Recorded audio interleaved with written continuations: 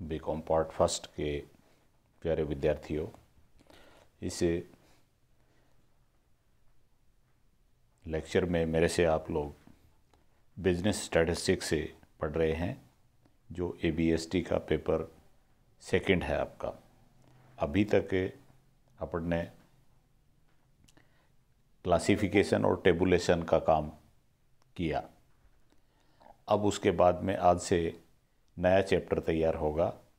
अभी तक पहले जो आप लोगों ने काम किया वो आगामी चैप्टर्स के लिए एक आधार का काम करेगा, एक बेस का काम करेगा। आज से जो चैप्टर शुरू करने जा रहे हैं उस चैप्टर में परीक्षा में, एग्ज़ाम में क्वेश्चन निश्चित रूप से होता है। ऐसा नहीं है कि पहले चैप्टर पढ़े उनमें कुछ नहीं होता है, उनमें भी होता है। और वो चैप्टर हैं पीछे वाले, वो इस चैप्टर के लिए बेस का काम करते हैं। लेकिन जहाँ तक बड़े प्रश्नों की बात है, जो आप लोगों के बड़े प्रश्न जो आते हैं 40 नंबर के, 20-20 के 2 क्वेश्चन जो आ रहे हैं, उसमें यहाँ से एक प्रश्न होने के काफ़ी चांसेस रहते हैं। तो ये जो चैप्टर है इसका नाम है केंद्रीय प्रवृत्ति के माप, मेजर्स ऑफ सेंट्रल टेंडेंसी। अपने केंद्रीय प्रवृत्ति के माप ज्ञात करेंगे। केंद्रीय प्रवृत्ति, बीच की उसकी प्रवृत्ति, या उसको कह सकते हैं अपन औसत प्रवृत्ति। इस चैप्टर को शुरू करने से पहले कुछ इसकी प्रारंभिक बातों के बारे में चर्चा करना आवश्यक है। ये जो चैप्टर है इसकी संरचना की गई है वो इन बिंदुओं को शामिल करते हुए की गई है कि इस चैप्टर का, इस अध्याय का उद्देश्य क्या है, प्रस्तावना क्या है, सांख्यिकीय माध्यों का अर्थ और परिभाषा। यहाँ पर शुरू होते हैं सांख्यिकीय माध्य, जिसको इंग्लिश में अपन कहेंगे स्टैटिस्टिकल एवरेज। एवरेज आप लोगों ने औसत शब्द से परिचित पहले से ही होंगे, लेकिन यहाँ पर जो एवरेज है वो स्टैटिस्टिकल एवरेज है, सांख्यिकीय माध्य। एवरेज को यहाँ औसत नहीं कह के और अपन कह रहे हैं माध्य। और माध्य का मतलब ऐसा मूल्य जो बीच का सा हो, इसीलिए इसको सेंट्रल टेंडेंसी के अंतर्गत लेते हैं अपन। तो सांख्यिकीय माध्यों का अर्थ देखेंगे, उनकी परिभाषा देखनी है। फिर ये सांख्यिकीय माध्य क्यों निकाल रहे हैं अपन, इनका उद्देश्य क्या है, और आदर्श माध्य के आवश्यक लक्षण या विशेषताएं क्या हो सकती हैं, और फिर माध्यों के प्रकार क्या, कितने प्रकार के होते हैं। उसमें आप लोग देखेंगे बहुलक, मध्य का, समांतर माध्य। मुख्य रूप से अपन देखेंगे बहुलक, मध्य का और समांतर माध्य। बहुलक को कहेंगे आप मोड, MODE। मध्य का को कहेंगे मीडियन, MEDIAN, मीडियन। और समांतर माध्य को कहेंगे अर्थमेटिक मीन। फिर इसी तरह से इसमें सामूहिक समांतर माध्य भी होता है। इसी चैप्टर में भारित समांतर माध्य होता है। सामान्य और प्रमापित मृत्यु दरें होती हैं। सामान्य मृत्यु दर तो होती है, और एक होती है प्रमापित, स्टैंडर्डाइज्ड। और फिर ये जो माध्य अपन देख रहे हैं, इनका एक दूसरे से पारस्परिक संबंध क्या है, एक दूसरे के बीच का संबंध देखना अपने को। इसी चैप्टर में आता है गुणोत्तर माध्य। और गुणोत्तर माध्य, फिर भारित गुणोत्तर माध्य भी होता है, और एक होता है हारात्मक माध्य। तो ये सारी चीज़ें इसके अंदर दी गई हैं। फिर ये जो अध्याय, ये जो लेसन पढ़ेंगे, जो अपन पढ़ते हैं उसका कोई न कोई उद्देश्य होता है। तो इसमें उद्देश्य में अपन इन चीज़ों को शामिल करेंगे। केंद्रीय प्रवृत्ति के मापों का क्या अर्थ है, उनका अर्थ देखेंगे। विभिन्न प्रकार के माध्य कौन कौन से हैं ये देखने हैं। फिर यहाँ पर योग लगाने का तरीका क्या होगा टोटल करने का। बहुलक मध्य का और समांतर मध्य का परिकलन कैसे करें। 3 बहुत इंपॉर्टेंट माध्य हैं, बड़े माध्य हैं, बहुलक मध्य का और समांतर मध्य। इनकी गणना कैसे करें, इसी चैप्टर में आता है गुणोत्तर माध्य और हरात्मक माध्य और इनका आपसी संबंध। तो ये कुछ इनकी संरचना और इस चैप्टर का उद्देश्य क्या हुआ इस पर बात करी अपन ने। फिर उसके बाद में आप जानते हैं कि शुरू में कोई भी चीज़ शुरुआत करते हैं तो उसकी एक प्रस्तावना होती है। तो इसकी प्रस्तावना में आप क्या लिखें वो है सांख्यिकीय सामग्री का संग्रहण, कलेक्शन कर लिया, संपादन एडिटिंग कर दिया, वर्गीकरण व सारणीयन। आपने वर्गीकरण व सारणीयन लेटेस्ट चैप्टर पढ़ा।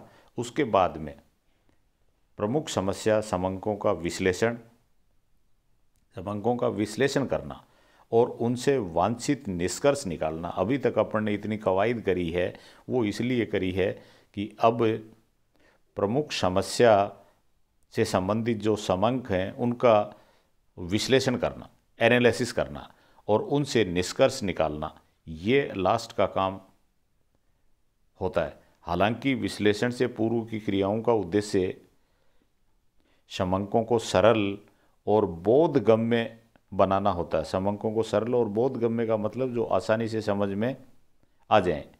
फिर भी अभी तक आपने जो काम किया टेबुलेशन तक, वो सामग्री इतनी जटिल होती है कि इन तथ्यों की व्याख्या और इनका आंतरिक संबंध, जिसको कहते हैं अंतर संबंध, निष्कर्ष निकालना और सामग्री को याद रखना कठिन होता है।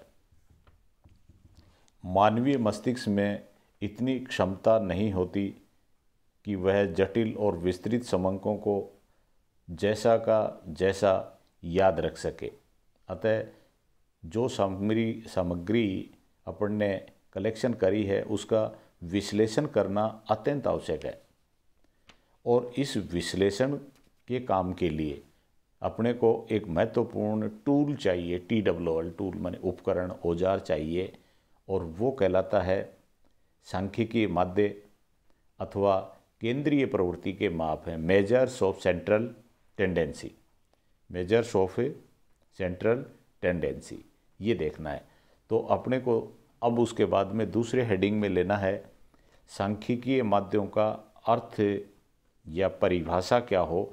तो इसको समझ लें अपन सांख्यिकीय माध्यों को, क्योंकि कोई भी चीज़ जो आप कर रहे हैं उसको समझना ज़रूरी है कि वो है क्या। असल में कर तो लेंगे आप, लेकिन करने के साथ साथ में उसको समझना भी आवश्यक है।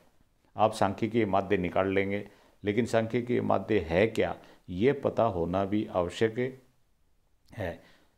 तो सांख्यिकीय माध्य के बारे में ये कहा गया कि सांख्यिकीय माध्य समस्त सांख्यिकीय सूचनाओं का संक्षिप्त मूल्य है। जो सांख्यिकीय सूचनाएं आपने इकट्ठी करी हैं उनका संक्षिप्त मूल्य है जो उसकी केंद्रीय प्रवृत्ति को इंगित करता है।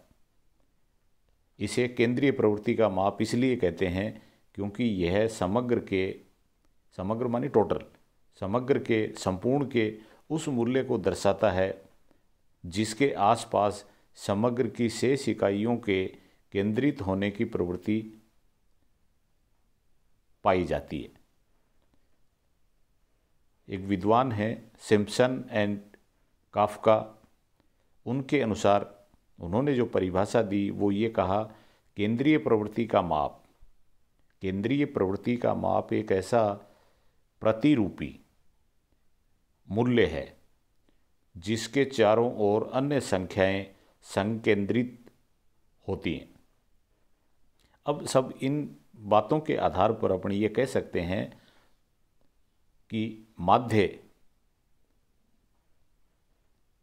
समस्त सामग्री का संक्षेप में प्रतिनिधित्व करने वाला माप अथवा एक प्रतिनिधि संख्या है। माध्य क्या है, अपने को माध्य देखना बहुत ज़रूरी है, एवरेज।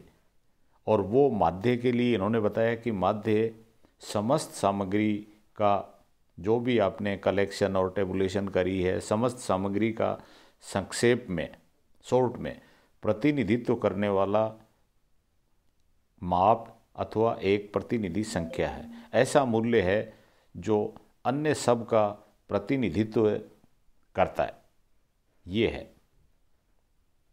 फिर उसके बाद में अपन ये निकाल रहे हैं, आपको छोटे प्रश्न भी आते हैं 2-2 नंबर वाले, तो ये पूछा जा सकता है कि सांख्यिकीय माध्यों के उद्देश्य क्या हैं। तो उद्देश्य कुछ अपन देख लेते हैं।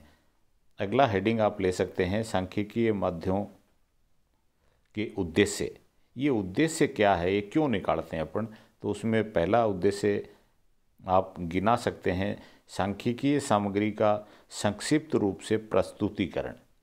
यानी संक्षेप में जो सामग्री इकट्ठी करी है आपने, उसका संक्षेप में प्रस्तुतिकरण है, उसको संक्षेप में प्रेजेंट करता है, ये है इसका उद्देश्य। और दूसरा उद्देश्य है, ये संपूर्ण समूह का प्रतिनिधित्व है, सारे के सारा जो समूह है उसका ये प्रतिनिधित्व करता है, उसको रिप्रेजेंट करता है। और फिर तुलनात्मक अध्ययन, इसके आधार पर तुलना की जा सकती है, दो समूहों की तुलना की जा सकती है। और एक उद्देश्य लास्ट में दे सकते हो, सांख्यिकीय विवेचन और योजनाओं का आधार। जो भी अपन निर्णय लेते हैं लास्ट में जाके या योजनाएं बनाते हैं, उसका ये जो सांख्यिकीय माध्य है वो आधार के रूप में काम करता है।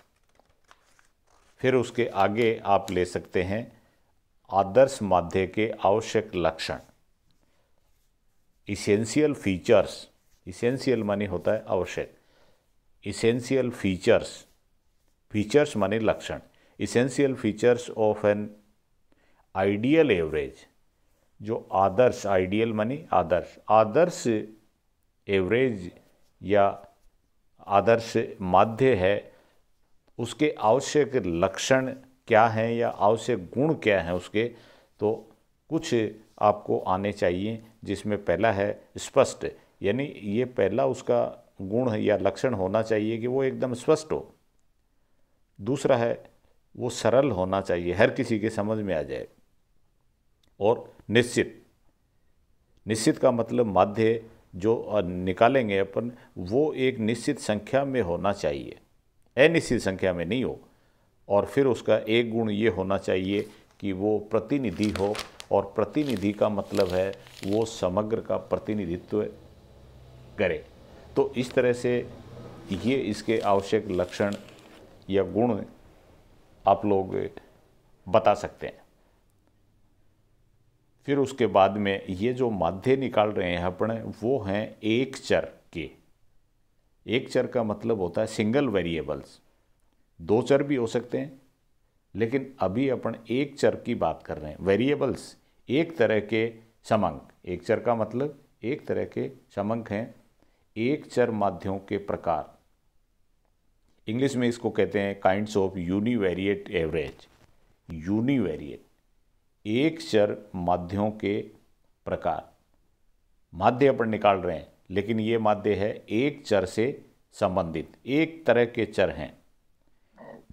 जैसे केवल हाइट है, हाइट ऑफ स्टूडेंट्स, तो एक चर है, वो एक चर के माध्य निकाल रहे हैं। और आपको ये बताया जा रहा है कि उनके प्रकार क्या क्या है।